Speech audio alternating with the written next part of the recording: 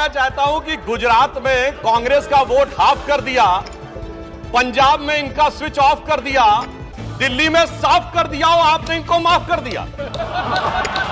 मैं सिर्फ यह कहना चाहता हूं कि गुजरात में कांग्रेस का वोट हाफ कर दिया, पंजाब में इनका स्विच ऑफ कर दिया, दिल्ली में साफ कर दिया और आपने इनको माफ कर दिया।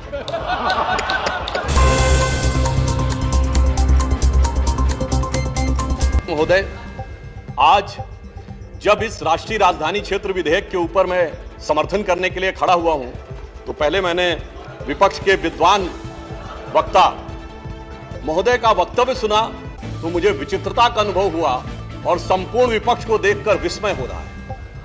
विचित्रता इसलिए कि उन्होंने कहा कि I have not seen any parallel anywhere. तो मैं भी कहना चाहता हूं, ये पहली बार ऐसा हो रहा है कि किसी देश की राष्ट्रीय राजधानी में उस देश की केंद्र सरकार की शक्तियां, उससे अधिक शक्तियां किसी और की होनी चाहिए।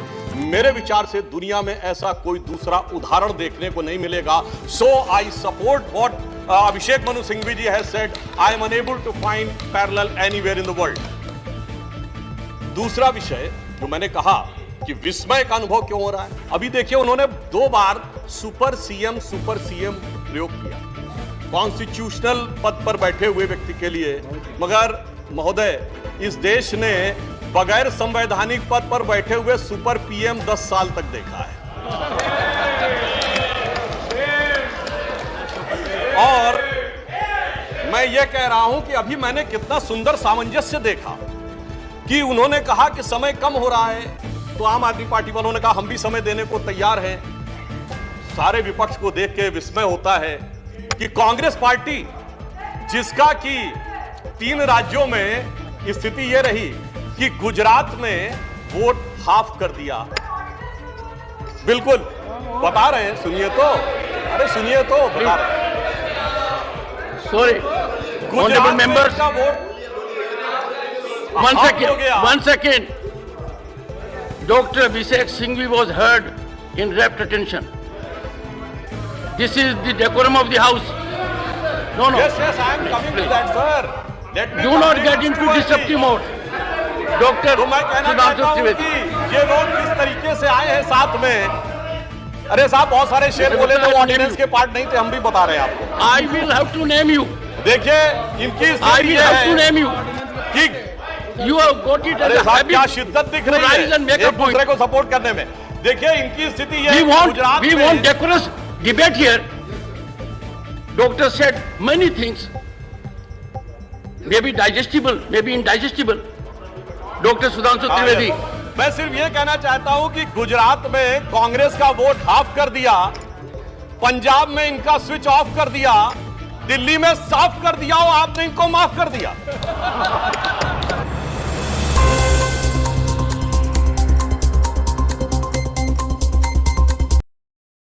और उसके माफी के बाद भी मुझे लगता है, अभिषेक मनु सिंघवी जी ने कहा था तो मैं भी ये कहना चाहता हूं, आप साथ में आए हैं दिल्ली के इस बिल पे, दिल्ली की जनता के लिए आए हैं या किसी और कारण से आए हैं, ये दिल्ली की समझदार जनता समझती है। तो मैं भी एक पंक्ति कहना चाहूंगा कि शाम तक सुबह की नजरों से उतर जाते हैं, इतने समझौतों पे जीते हैं कि जमीर भी मर जाते हैं। अब यह एक संवैधानिक विषय है कि यह जिस प्रकार से संविधान में लागू होना चाहिए, परंतु उसके साथ राजनीतिक टीका टिप्पणी की जा रही है, तो एक सैद्धांतिक विषय भी आता है। तो मैं संवैधानिक और सैद्धांतिक दोनों विषयों का जवाब दूंगा। I will reply both the constitutional and conceptual aspect. देखिए, माननीय गृह मंत्री जी ने लोकसभा में बहुत स्पष्ट किया था कि दिल्ली पूर्ण राज्य नहीं है, यह एक विशेष श्रेणी का यूनियन टेरिटरी है, यानी विशेष श्रेणी का संघ शासित राज्य है। वैसे मुझे लगता है संघ शब्द आते ही बेचैनी ज्यादा हो सकती है दूसरी तरफ, और संघ शासित से बेचैनी और हो सकती है, इसलिए मैं यूनियन टेरिटरी वर्ड प्रयोग करूंगा। It is a special category of union territory. और वैसे भी आजकल अंग्रेजी के प्रति मोह बहुत ज्यादा है, क्योंकि अपने गठबंधनों का भी नाम अंग्रेजी में ही ज्यादा रखा जा रहा है। संविधान में जो भाग 8 में उल्लिखित, वैसे तो जब मैंने टीवी चर्चा के दौरान कई बार विपक्ष के लोगों से INDIA का हिंदी फुल फॉर्म पूछा तो पहले दिन तो लोग गूगल देख के भी नहीं बता पाए। खैर, अब मैं कहना चाहता हूं कि संविधान के भाग 8 में उल्लिखित प्रावधानों के अनुसार, अरे सुनिए बात, देखिए संविधान के भाग 8 में उल्लिखित प्रावधानों के अनुसार अनुच्छेद 239 से 242 तक संविधान में इस विषय का पूर्ण वर्णन है। अनुच्छेद 239 में इसका विशेष प्रावधान किया गया है। यदि उसके क्लॉज को 239 को देखें तो संसद को दिल्ली संघ राज्य यूनियन टेरिटरी से संबंधित किसी भी विषय पर कानून बनाने का पूरा अधिकार है। इसमें किसी भी प्रकार का कोई संशय नहीं है। सर्वोच्च न्यायालय के जिस निर्णय का बार बार उल्लेख किया जाता है और हमारे विरोधी उसको अपने हिसाब से प्रयोग करते हैं, उसमें भी बहुत साफ देख लें कि 105 पेज के उस निर्णय में कहीं पर भी सर्वोच्च न्यायालय ने संसद के द्वारा दिल्ली के बारे में कानून बनाए जाने के विषय के ऊपर किसी प्रकार की कोई टिप्पणी नहीं की। इसके बाद भी न्यायालय के आदेश में पैरा 161 और 162 को कई बार उल्लेख किया जाता है, परंतु यदि पूरे संदर्भ में देखें तो पैरा 86, 95 और पैरा 164F को पढ़ें तो वहां पर संसद के द्वारा दिल्ली के संदर्भ में किसी भी विषय के ऊपर कानून बनाने की शक्तियों का विधिवत अनुमोदन है, कहीं पर निगेशन नहीं है।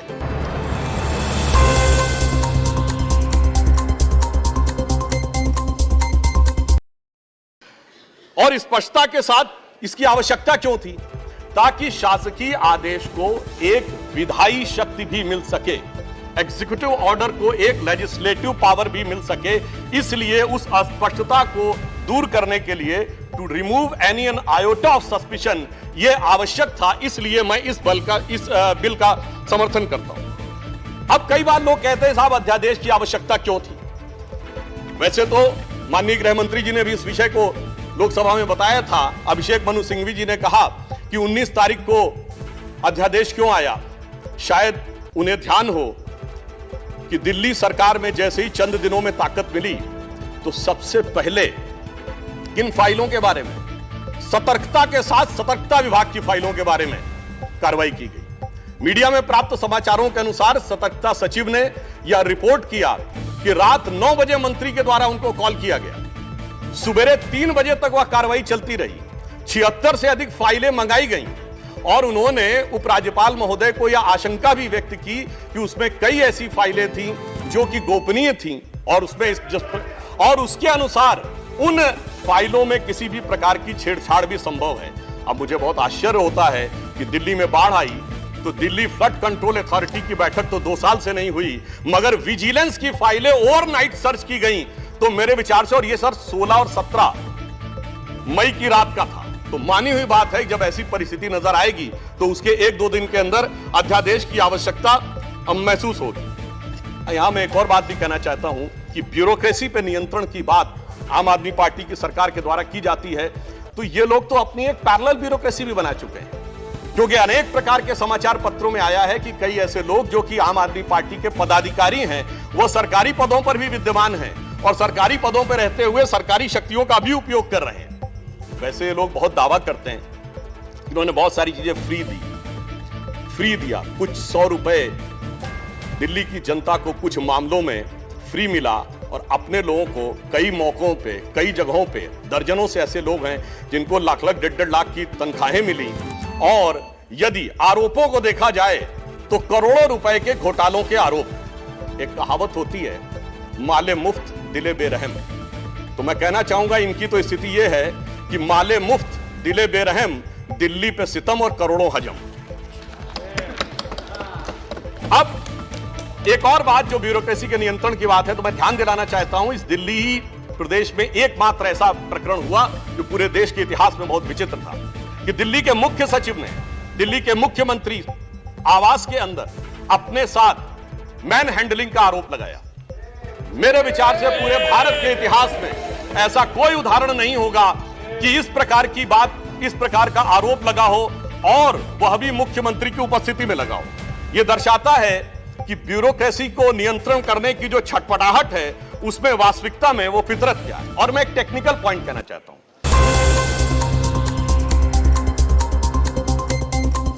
दिल्ली का कोई स्टेट कैडर नहीं है। जैसे राज्यों का कैडर होता है, तो राज्य का मुख्यमंत्री उस कैडर को नियंत्रित करता है।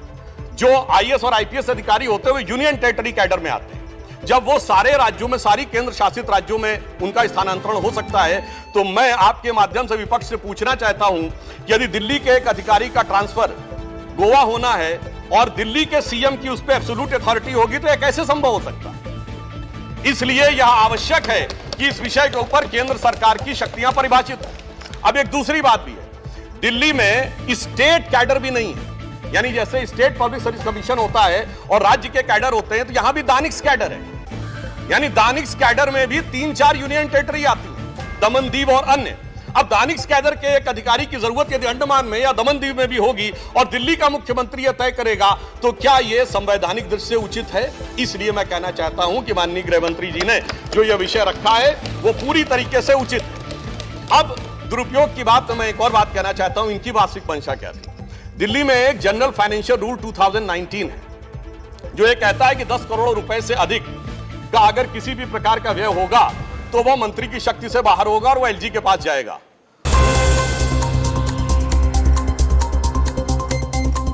महोदय, इनके मुख्यमंत्री जी का जो मकान या वजीर आला का अजीमुशान महल बनाने के लिए जो बिल बने साहब, वो पूरे उसके एक साथ नहीं बने। 10 करोड़ से कम के 8.5, 8, 7.5, 9 करोड़ रुपए के डिफरेंट बिल बने और एक मद ऐसा है जिसमें कि मुख्यमंत्री कार्यालय के कर्मचारियों के लिए, महोदय जानते कितने का बिल बना? 9.99 करोड़, यानी 0.01 से कैसे बचा जा सकता है कि टेंडर न करना पड़े, मन मुताबिक खर्चे कर लिए जाएं।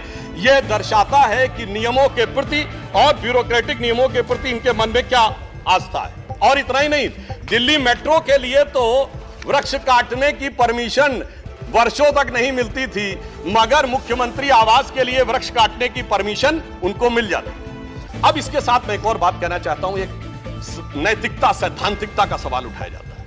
तो मैं कोट करना चाहता हूं कि दिल्ली के मुख्यमंत्री जी ने, जिनका वो आलीशान शीश महल बना हुआ है, उन्होंने 27 अक्टूबर 2013 को शीला दीक्षित जी के विषय में लिखा था ट्वीट, और उनको मैं कोट कर रहा हूं। उन्होंने कहा कि दिल्ली की मुख्यमंत्री शीला दीक्षित जी के घर में 10 एसी लगे हैं, मैंने तो सुना है कि बाथरूम में भी एसी लगे हैं, कौन भरता है इस एसी का बिल? और आगे वो कहते हैं, मेरा तो कलेजा कांप उठता है ये सोचकर कि दिल्ली की 40% जनता झुग्गियों में रहती है, तो कोई मुख्यमंत्री ऐसे आलीशान घर में कैसे रह सकता है? मैं कहना चाहता हूं, देखिए, केजरीवाल जी का कलेजा कापा हो या ना कापा हो, रूह कापी हो ना कापी हो, रूह है क्या है, किसकी रूह है, उस पर मैं टिप्पणी नहीं करना चाहता, मगर मैं एक बात जरूर कहना चाहता हूं कि शीला दीक्षित जी जहां भी होंगे उनकी रूह को बहुत तकलीफ हो रही होगी कि जब उनके ऊपर ऐसी बातें करने वालों के साथ वो सारे लोग आज आकर खड़े हुए होंगे।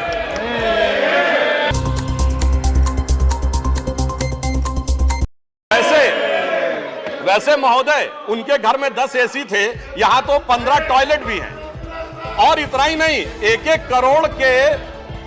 करोड़ रुपए के पर्दे भी लगे हुए हैं, और 1 करोड़ रुपए के पर्दे का एस्टीमेट है। और इतना ही नहीं, अब सुनिए, उनके सामने एक दूसरी समस्या हो गई है कि अभी तक जो बातें चल रही थी, अब उनके सामने यह समस्या है कि उन चीजों को कैसे छुपाएं। देखिए, मैं इनके लिए कहना चाहूंगा कि अब उनकी फितरत जग जाहिर हो चुकी है। तो आज आम आदमी पार्टी की स्थिति यह है कि अब जो चेहरे से जाहिर है छुपाएं कैसे, तेरी मर्जी के मुताबिक नजर आए कैसे। अब इस घर को सजाने का तसव्वुर हुआ बाद की बात, अब तो मुश्किल है कि इस घर की हकीकत को छुपाएं कैसे। और यहां पर इसके बाद मैं कटाक्ष के बाद एक बात करुणा के साथ कहना चाहता हूं कि अन्ना हजारे के आंदोलन से निकली हुई वो पार्टी जो एक कमरे के मकान में रहते थे, और उससे निकली हुई पार्टी आज सैकड़ों करोड़ के आलीशान मकान में रहती हैं, तो मैं कहना चाहता हूं कि दिल्ली की जनता और जिन जिन लोगों ने उस आंदोलन का समर्थन किया, उनके ऊपर भी एक आघात है। और साथ ही साथ ये एक बात का और भी संकेत देता है, फूड फॉर थॉट है देश के लोगों के लिए, कि एक्सपेरिमेंटल पॉलिटिक्स कई बार बड़े विचित्र परिणाम भी देती है। अब किसी नए नवेले प्रयोग को आजमाने का वक्त नहीं है, बल्कि आजमाए हुए मोदी जी के नेतृत्व को चमकाने का वक्त। और बहुत से लोग ये कहते हैं, संवैधानिक नैतिकता का प्रश्न उठाते हैं कि अध्यादेश क्यों लाया गया। अध्यादेश के लाने का तात्कालिक कारण मैंने बता दिया, और वैसे मैं अपने विपक्ष के लोगों के सुलभ संज्ञान के लिए बता देना चाहता हूं कि इन लोगों ने कितनी बार अध्यादेश लाए हैं। नेहरू जी की सरकार में 70 बार, इंदिरा जी के जमाने में 77 बार, राजीव जी के समय में 35 बार, नरसिम्हा राव जी के समय में 77 बार, मनमोहन सिंह जी के समय में 61 बार, और जो यूनाइटेड फ्रंट गवर्नमेंट बनी थी भाजपा विरोध में, उसमें 1.5 साल में 77 बार। तो मुझे लगता है अध्यादेश का विषय उठाने से पहले इस अंक गणित को भी देख लेना चाहिए। अब मैं एक और बात कहना चाहता हूं, जो संविधान की दुहाई देते हैं उनके लिए। ये तो वो लोग हैं सभापति महोदय जिनकी संविधान में क्या आस्था है। इन्होंने संसद के द्वारा पारित सीए कानून के खिलाफ विधानसभा में प्रस्ताव पारित कर दिया। यह संविधान का सम्मान है।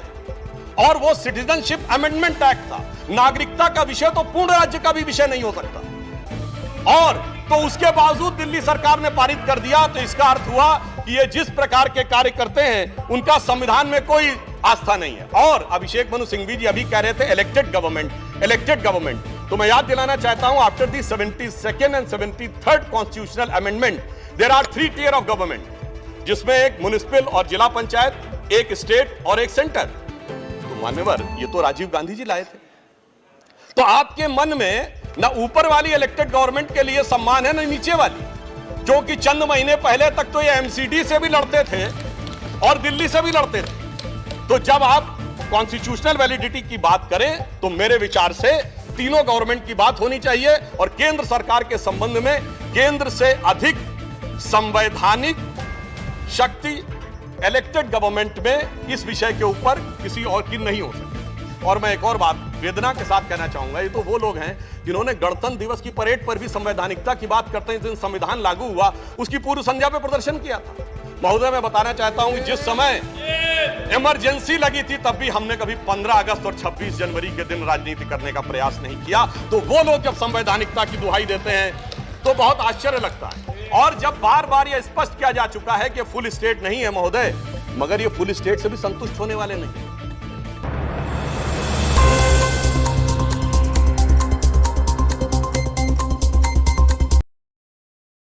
इन्हें तो सुपर स्टेट चाहिए, और फुल स्टेट से सुपर स्टेट की दौड़ में मुझे डर इस बात का है कि मेंटल स्टेट में भी ना पहुंच जाएं कहीं, तो कोई आश्चर्य की बात नहीं हो सकती है। और यह बात इसलिए कह सकते हैं कि 49 दिनों की वो सरकार, जब कांग्रेस पार्टी ने इनकी पालकी ढोकर सत्ता की दहलीज पहली बार पार कराई थी, उसके द्वारा अगर आप पारित इनका लोकपाल विधेयक देख लें तो उसमें संसद और सुप्रीम कोर्ट और जाने क्या क्या सारी चीजों को एक में मिला लिया गया था। और मैं एक बात और कहना चाहता हूं, ये तो वो पार्टी देश का संविधान छोड़िए, अपनी पार्टी के संविधान में आस्था नहीं है। जब आम आदमी पार्टी बनी थी तो उसके संविधान में व्यवस्था थी कि उनका अध्यक्ष या संयोजक 3 वर्ष के लिए होगा और अधिकतम 2 बार होगा। मगर जो मीडिया में प्राप्त समाचारों के अनुसार 3 साल पहले उन्होंने वो संविधान में चेंज कर दिया। यानी अब जीवन पर्यंत या अपनी इच्छा के प्रसाद पर्यंत केजरीवाल जी इस विषय के ऊपर रह सकते हैं। तो मैंने इसलिए कहा ना, अपने संविधान के बारे में बात करिए। और मैं ये भी कहना चाहता हूं कि इन्होंने अपनी कार्यकारिणी में ऐसे भी प्रस्ताव पारित किए हैं संविधान के संदर्भ में कि साहब इनके यहां परिवार के भी कितने लोग काम कर सकते हैं, जो मेरे विचार से बड़ी बड़ी परिवार वाली पार्टियों ने भी कभी अपने पार्टी के प्रस्तावों में इन प्रस्तावों को नहीं पारित किया होगा। और मैं ये भी कहना चाहता हूं कि बहुत आश्चर्य लगता था कि जब ये इंडिया अगेंस्ट करप्शन के स्वरूप से आगे बढ़े थे, तब एक ही पंक्ति में बता देना चाहता हूं, क्योंकि जब आप इसकी बात करते तो क्या क्या नहीं था, कहां से बात शुरू हुई थी। हम राजनीति में नहीं आएंगे, फिर कसम खाते कांग्रेस का साथ नहीं लेंगे, फिर उसके बाद बंगला नहीं लेंगे, फिर शपथ खाते हैं गाड़ी नहीं लेंगे, फिर शपथ खाते हैं सुरक्षा नहीं लेंगे। और आज स्थिति यह है, मैं सिर्फ यह कहना चाहता हूं कि जितनी बातें ये कहते थे वो सारी चीजें आवश्यक है, मगर यह दर्शाता है, क्योंकि मैं किसी की सुरक्षा के प्रति खिलवाड़ करने की बात नहीं करता। पंजाब जैसा राज्य संवेदनशील है, वहां के मुख्यमंत्री के पास सुरक्षा होनी चाहिए। परंतु मैं सिर्फ यह कहना चाहता हूं कि यह इस बात में जो कहना चाहते हैं कि इन्होंने कितना बदलाव किया है मान्यवर, इसलिए कभी कभी इनके 10 वर्ष के अंदर चरित्र में इतना बदलाव, ये कहते सबसे जल्दी सत्ता में आए। महोदय, मैं कहना चाहता हूं भारतीय जनता पार्टी और जनसंघ हम 1951 बने, हमने 72 साल में कभी कांग्रेस से समझौता नहीं किया, इन्होंने 72 दिन में समझौता किया, तब ये सत्ता में आए। और इसलिए आज दिल्ली की जनता अपने को ठगा हुआ महसूस करती है। और शायद दिल्ली के लोग ये कह रहे होंगे कि मैं समझता था वो कितने मासूम थे, क्या से क्या हो गए देखते देखते। जिनको पत्थर से हमने बनाया सनम, वो खुदा हो गए देखते देखते। और मैं एक और बात भी कहना चाहता हूं संक्षेप में। मेरे विचार से इनको अध्यादेश पढ़ना चाहिए, संविधान पढ़ना चाहिए और दिल्ली का अधिनियम पढ़ना चाहिए, क्योंकि अपने को कहते हैं सबसे पढ़े लिखे मुख्यमंत्री। तो मैं ये भी बताना चाहता हूं कि ये सबसे पढ़े लिखे मुख्यमंत्री जो अपने को सबसे हाई क्वालिफिकेशन का नाज रखते हैं, 2-3 उदाहरण उनके ही बता देना चाहता हूं। जिस समय कोविड की वेव चरम के ऊपर थी, तब इन्होंने क्या कहा? इन्होंने कहा कोविड वैक्सीन का फार्मूला सारी कंपनियों को क्यों नहीं दे दिया जाता? मान्यवर, कोविड वैक्सीन तो छोड़िए, पैरासीटामोल जैसी जो दवा भी अमेरिका ने उस समय हमसे मंगाई थी। अब कोई पढ़ा लिखा व्यक्ति ये कह सकता है कि वो चूरन की तरह फार्मूला सबको दे दिया जाए?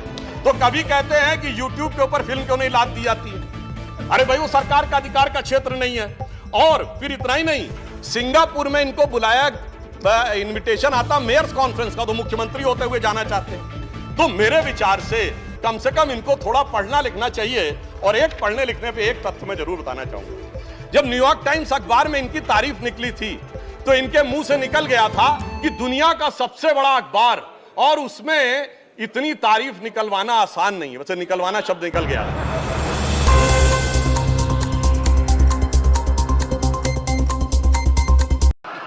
मगर मैं पढ़े लिखे मुख्यमंत्री को यह भी बताना चाहता हूं महोदय कि न्यूयॉर्क टाइम्स दुनिया का सबसे बड़ा अखबार नहीं है, वो है यमुनी शिंबुन जापान का। अमेरिका का भी सबसे बड़ा अखबार वो नहीं है, वो यूएसए टुडे। और इतना ये समझिए, इतना ही नहीं, भारत का times of India, Dainik Bhaskar, और वो भी उनसे अधिक है। तो मैं सिर्फ ये बताता हूं, अरे भाई, जिस अखबार का नाम लेते हैं कम से कम उनको तो पढ़ लेना चाहिए था। मैं आपको अधिक समय न लेते हुए मैं सिर्फ ये कहना चाह रहा हूं महोदय कि इनको न पढ़ाई से मतलब है, इन्हें न पढ़ाई से मतलब है, न लिखाई से मतलब है, इन्हें तो बस कमाई से मतलब है, और वो भी ऊपर वाली कमाई से। और अंत में मैं कहना चाहता हूं सर, अंत में एक लाइन और कहना चाहता हूं कि आज सब लोग मिले, आम आदमी पार्टी और कांग्रेस एक साथ मिले, भारत की सबसे पुरानी पार्टी, पुरानी धुरानी पार्टी, नई पार्टी, नई नवेली पार्टी, अजब अलबेली पार्टी, सब मिलकर एक हो गए। मगर प्राप्त क्या किया? दोनों ने सिद्धांतों से समझौता किया, और कांग्रेस ने भी इतना सयाना दांव चला कि इन्होंने अगर उनका हाथ पकड़ के दिल्ली अध्यादेश पे समर्थन लिया हो तो अविश्वास प्रस्ताव ले आए, लीड उनको मिल गई। तो इसलिए मैं कहना चाहता हूं अंत में कि इन लोगों को आखिर में क्या प्राप्त हुआ, ये पंक्ति कह के समाप्त करता हूं कि इनको विधेयक भी नहीं मिला और सम्मान भी नहीं मिला, यानी इज्जत भी गई, बात भी नहीं मिली। तो एक पंक्ति कहता हूं, न तुम ही मिले, आप लोगों के लिए लागू है, न तुम ही मिले न मयस्सर तुम्हारी दीद हुई, दीद मतलब साइट, न तुम ही मिले न मयस्सर तुम्हारी दीद हुई, तुम ही कहो ये मुहर्रम हुई कि ईद हुई। धन्यवाद।